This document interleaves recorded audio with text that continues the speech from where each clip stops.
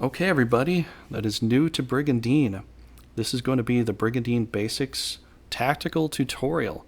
Here, from your host Veracity Trigger and co-host Raging Paul, a good friend of mine that plays a lot of Brigandine games. How you doing, Paul? I'm doing good. How are you? I'm doing pretty good. So, yeah, we're going to go into this and we're going to talk about some very basic stuff if you're basically new to the game Brigandine. This will help you understand the game Brigandine Grand Edition and to some degree the previous game of Brigandine Legend of Orsina, but we can go more into that in a different video. But what we're going to talk today about how to play the game essentially is to fight to win. It's pretty obvious, right? Yes. So in this part here, we're just going to cover the battle because for the good majority of the time you're playing this game, you're just playing most tactical battles. You're not in a castle, side of the map too much. But the point of fighting to win is to destroy at least 60% of the monsters, your enemy's monsters on the field, or injure most of their knights. And if you do that, the enemy will run away. Yes. Sometimes they're a little persistent, but for the most part, this is how you win in this game. This is how you get them to run away. So I'll explain the monster tier here a little bit, but I'm going to let Paul go ahead and showcase some of his battles. So you're seeing two almost identical games here on each side, and the left side of the screen is going to be Raging Paul, letting his file run, and he's just going to let it run, and the right side is going to be my file that I'm going to let run, and you're going to see almost identical teams, but you're going to see what happens with with each team and what they decide to do based upon what they think is the best type of tactical advantage and what they decide to do in the game here. So we're going to let it run, and so Paul, go ahead and just hit some auto on this, and we'll see what they do, and we can kind of talk about this a little bit. So she decided to cast a spell called Protect, and it's called Harden here. The translator for the English version changed it to Harden. Pretty much does the same thing. It puts a little bit of a protection ward on you. The Griffin flew back there. I don't know why he did that. Yeah, it doesn't seem like a... But this is one thing you wouldn't really do too much unless you're moving your front line forward, is sending the Centaur out there all by itself like that. Because the Centaur is a ranged attacker. It's not necessarily a tank.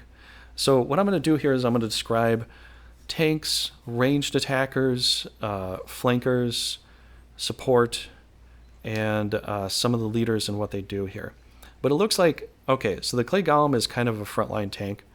It's the lower end of the frontline tank, but he's decided to go attack a giant because, giants have some side effects they could stun you with, if they do that. Yeah. So it's kind of protecting a little bit, but then again, the Centaur is pretty available to getting squished right here. So Zemeckis is probably going to see the advantage for attacking this, and it's a lot weaker, and Zemeckis is the ruler of his country, and he's also a tank, and he can also shoot ranged attacks. So they're taking a lot of heavy frontline tanks. The dragon is a tank attacking the ranged, and we're going to see that ranged Centaur go down very quickly. Yeah, I think this is it for him. Yeah. Well, oh, he missed. I was wrong. Now, the one thing that the backline ranged guys have, as well as the Wyvern too, is agility, which actually gives them the option to dodge things. The more agility you have, the better chance you have to dodge an attack. Yeah. Angel doing a Divine Ray. Angels are basically hurt and heal. They can do both at the same time. And it did a massive Divine Ray there. 96% to hit that guy and he missed. I know. Wow. In this game, you can see the percentages too, but even then, like a 96% chance can miss. Yeah. So the point is, if you want to be a dodge tank, you want to have as much agility as possible. And some monsters have it naturally, and some monsters have to have some equipment to get it. But sometimes it's just about growing your monster a little bit better to have more agility. But here's one of the things that I would call a flanker. It doesn't counterattack at all. This little Jin does not counterattack. That went and blew some air on these two other monsters here, but it can do that. It can just do that, but it is very squishy. So the point is, when you're playing some of these battles, you can see how they're mixing and meshing some monsters, but they put their caster in the front line, which I would not recommend. They put most of their flankers and back range in the front line from, both sides, which I also would not recommend. And here comes a tank, taking the opportunity to hit this Jin here, which 3 hits, if they connect, should take it down. Yeah. But you see these percentages here, sometimes, and see the 100% in blue? That means that it's pincered by the blue wyvern and the unicorn. So now that because it's pincered, the accuracy goes up by 50 points on top of your percentage. Exactly what I needed. Yep, and it was exact hit to take it down. So monsters get injured in this game. Monsters actually just get destroyed in this game. Knights get injured, and so after they've been injured a month later, they'll recover from their wounds, and you can use them in battle again. But with monsters, once you take them out, the only way to get them back is to resummon them. Yep. So. Yeah. When your leaders get injured, you have to wait like a whole month turn here. Like if you go in the. Yeah, I just said that though. In their status though, you'll see them in red. So. Yeah, it'll say injured before the hit points there. Yep. And so this attack was a holy word attack. It's a AOE attack. It hits an area of effect, and it hits 4 spaces out and just the enemy. There are some spells that do hit your own team too. One of them is called Meteor Doom, and that's something you got to be very, very careful of. But Holy Word, you'll only hit the enemy with. It's a holy attack. Yeah. Now you see how that rock just did a critical? Their critical attack, they can petrify a guy. Yeah, they can petrify or stone. Some people call it stoning or petrification here. But either one works. And this Griffin actually has an advantage to attacking ground creatures. And ground creatures typically don't have a good advantage to attacking flying creatures. Because flying actually helps out with the evasion, makes it harder to hit. And so this is what the AI will do sometimes. I would not recommend sending your unicorns out to fight. Unicorns are meant to be backline healers, and you're going to see this a lot from the AI. But I think a lot of people watch the AI and they think they're making the smartest moves all the time. Not exactly. I don't think so. Not exactly, because your healers shouldn't be out duking it out in the front lines. They should be in the back healing up your frontline tanks. And this is a frontline tank right here, this giant that just hit the caster, which did a lot of damage and stunned it. And it's unfortunate for the caster. The caster might die, just because now it's in a really bad position. Yeah. The tank's in a position he should be in. This little ghoul that's attacking the golem right down there, that is a flanker. That is not a frontline tank. It's too squishy. So it can get killed off, but once it grows up to be really big and strong, it turns into a vampire lord, and then it's kind of a frontliner, but until then, not so much. So here's another kind of sort of useless move here, putting Protect on a backline leader that can't even get hit by anything in the front. Yep. I would not recommend that. The Mandrake right here is a flanker. It could be a tank at some point once it levels up to a new class, but right now it's really just meant to be on the side. The only thing that these do, like the Scorpions poison, the Mandrakes can paralyze.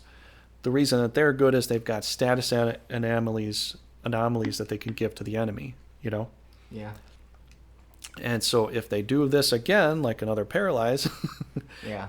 It's 100% because they can't move. They're paralyzed. They can't do anything until they come out of the paralyze or get cleansed of the paralyze. The same goes for stone and poison and the other things you're seeing here. And I'm really grateful we're seeing all these status afflictions happen so that other people can see that some monsters can just inflict status afflictions randomly out of the blue, And so sometimes and a lot of times it is good to have some flankers on your team just so you could probably get some of those status afflictions to work.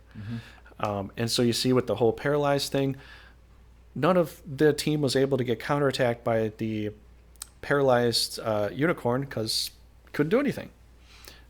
So they actually saved themselves some damage and a sort of damage mitigation in a way. This is the last turn for Leoness then. Yeah, but you see like the Griffin going out there, taking out the demon. It was so easy. This is what you don't want to do. You don't want your caster in the front lines. No. Because your caster in the front lines can easily get, cut down and killed off. And their defense is never that good. If anything, they might have some dodge abilities. They might have some agility to dodge a few things. But as far as defense goes, they're just too squishy. Hit points, it's too low. They just can't survive the front lines too much. It's a risk taking. Like angels are also casters. They can heal and hurt, divine ray or heal. Mm-hmm. But even putting them in the front lines, it's still very questionable. I typically try not to do that. But the thing is, like, how you see this going here, yeah, you want to keep your centers in the back, stuff like that. Mm-hmm. Okay, yeah. I believe I'm done with mine. Okay, so that's what I kind of wanted to say with what was going on with Paul's file. It's easier to talk about it when I can just kind of relax and see it here, but that's what I can tell you essentially, just a little bit about like what is a tank, what is a flanker, what is a support healer or cleanser, and or casting protect or something like that, and what is a ranged unit, you know, as far as like some of this. I'll go more into detail with that in the next video that we'll bring out, but I'm going to go ahead and play my file here, and Paul's going to go ahead and commentate over the elemental orb system. Yeah. So we'll go ahead and do that. The orbs actually are, you can see like right, like you get the freeze guy, the Hydra. Mm-hmm. Freeze is the name. They have random interesting names there. Yeah. The original one they'll just say E1 Hydra or something like that for Ascaris. Yeah. The number one, the first Hydra that Ascaris had. So. Yeah. Yeah. I can. But their names are different though. But there are 5 different colored orbs. There's black, white, blue, red, and green.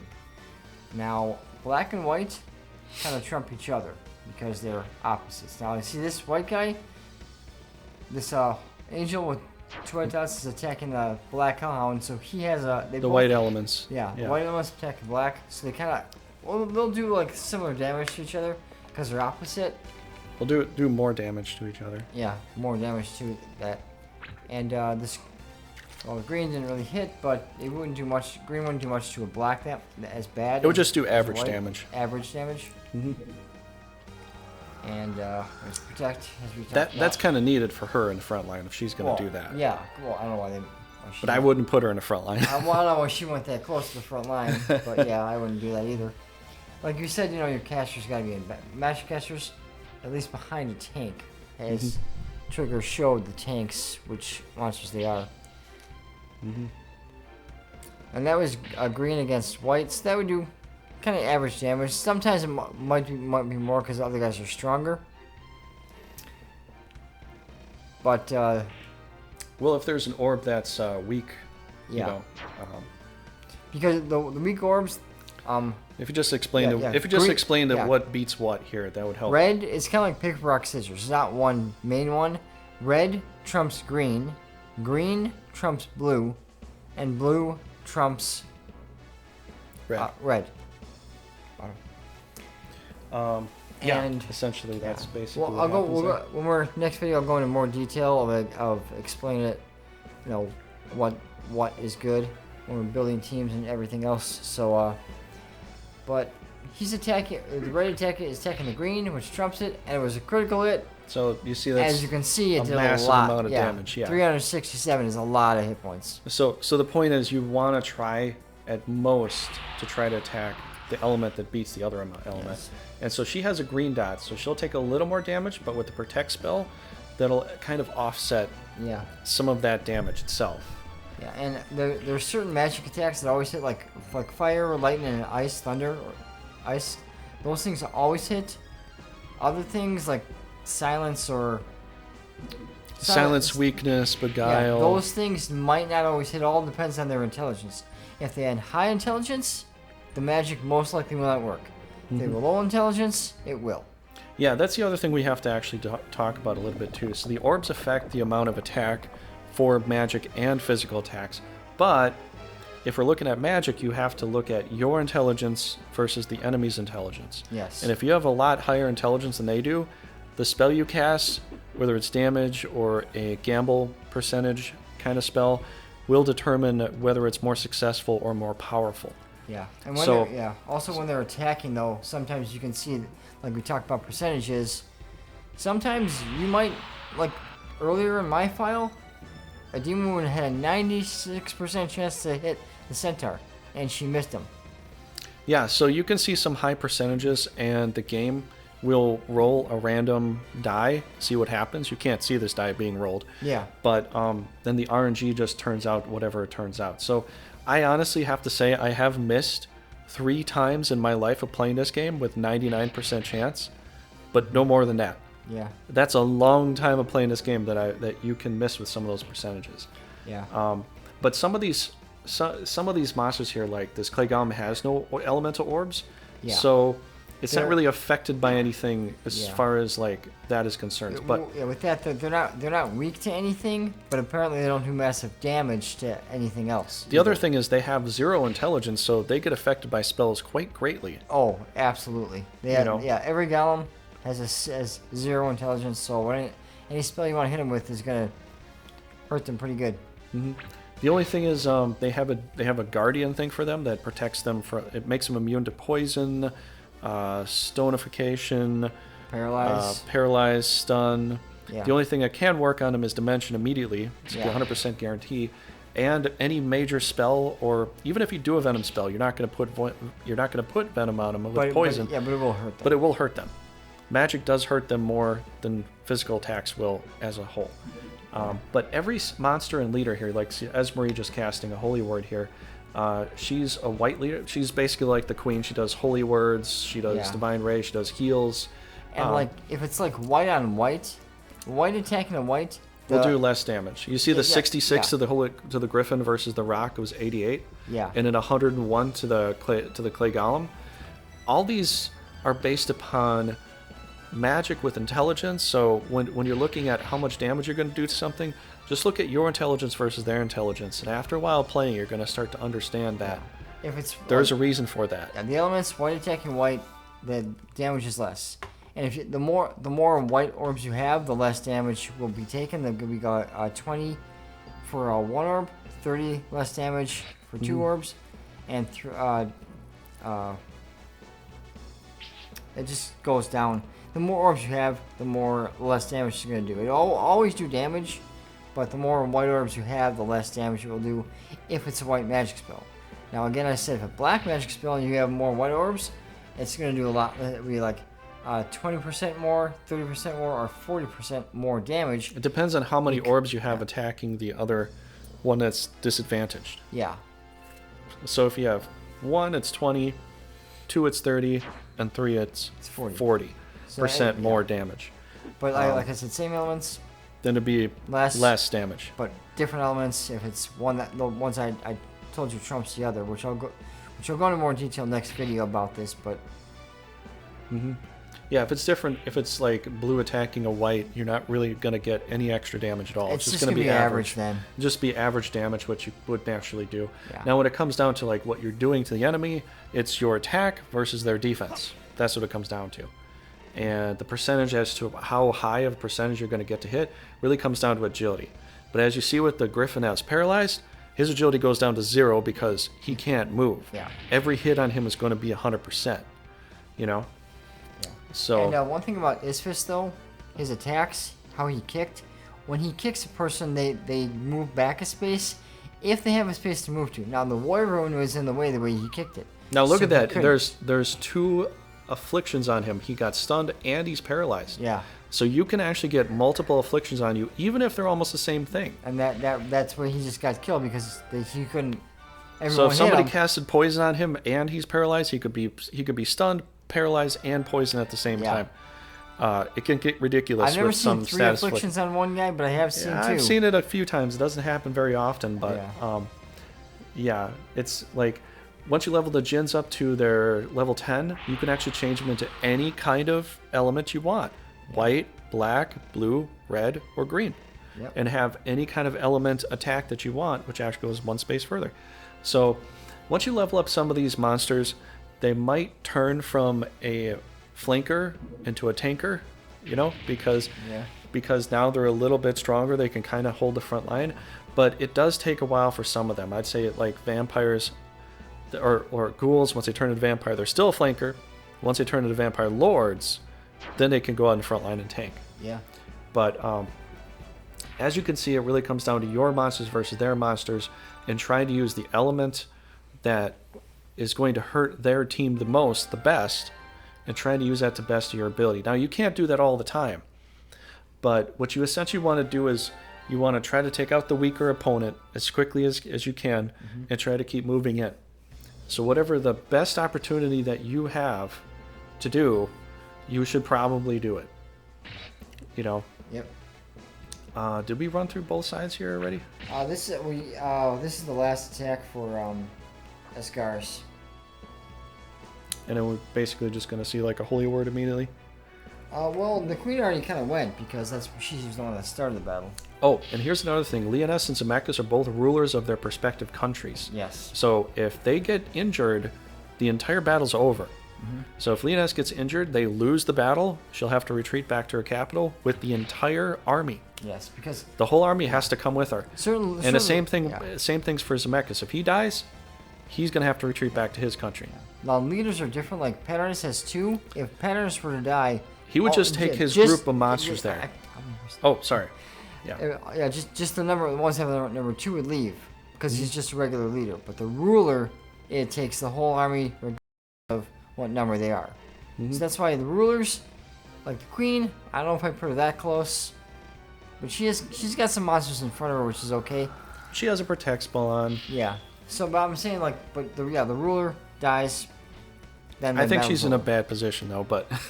Yeah. I would definitely not put her there. Yeah. The Jinn attack, the Dragon Breath attack, there's another critical, so you got shot. Poisoned. Yep. That's what scorpions can do. That's one great thing about scorpions. They put poison on, and it slowly affects you throughout the battle. And if you don't cleanse it off, it will kill you in the battle. Eventually, it will. Nobody gets the experience for it, but you will die from poison in the battle if you don't get it cleansed off. Yep. So that can be a really terrible thing. That's one reason they're flankers, because they don't have a lot of hit points. They usually go in, they hit like a big dragon, poison it, and slowly the dragon will die from the amount of poison, bleed damage, the dot damage it does. Yep. But then scorpions will die pretty quickly after that because they're just meant to take down bigger tanks, that are very hard to deal with. Alrighty. So, see the poison kicked in, and there we go.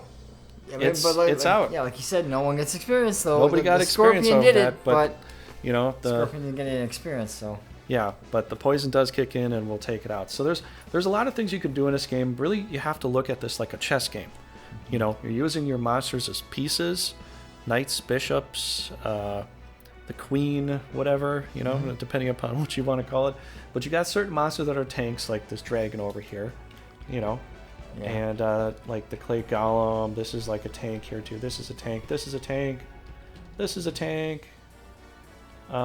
This is a tank, and then you got like flankers like this,